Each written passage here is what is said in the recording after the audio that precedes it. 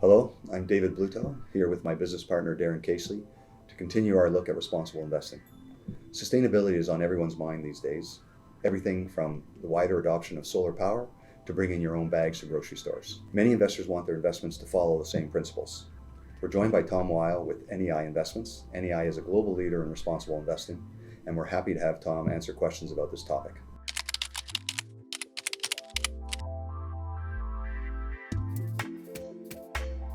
Tom, in a post-COVID-19 world, do you think investors will shy away from ESG investing to concentrate on having their portfolios rebound? I think it'll be just the opposite. I think we've historically concentrated on the E in ESG and these environmental issues, particularly climate change and ocean plastics. They're clearly not going away.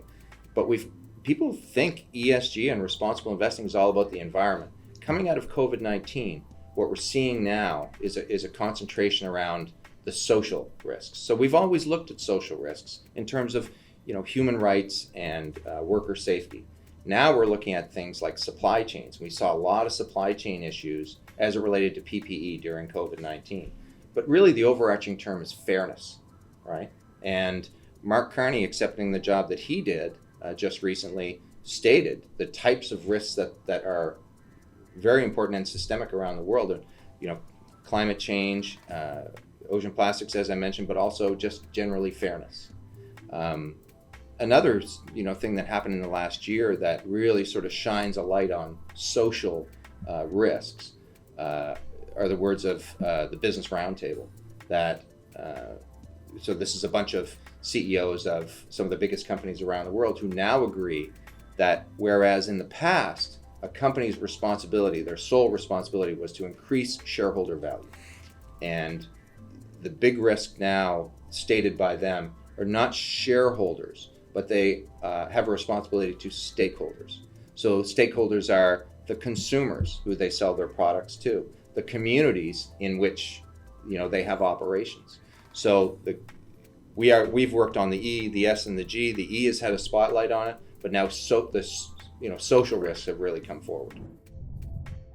So would you have maybe an example of a specific company or a specific sector? And if it relates maybe even directly to COVID-19 specifically, or just generally what you touched on? Yeah, so did we ever think we would sit and say that grocery store workers are essential workers? And they were, yes, right, during COVID-19. So we saw a number of examples in North America of what was in some cases called hero pay.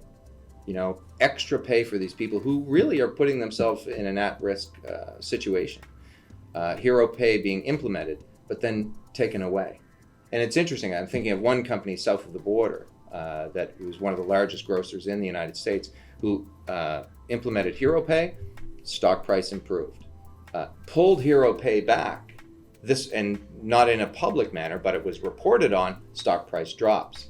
Then they increased the pay, and then they pulled back on health benefits. So the stock oscillated through that, and the public was on them. You see, so this is how the sort of social aspect of ESG has really, really sort of come to the forefront. The world is watching. Absolutely. Yeah.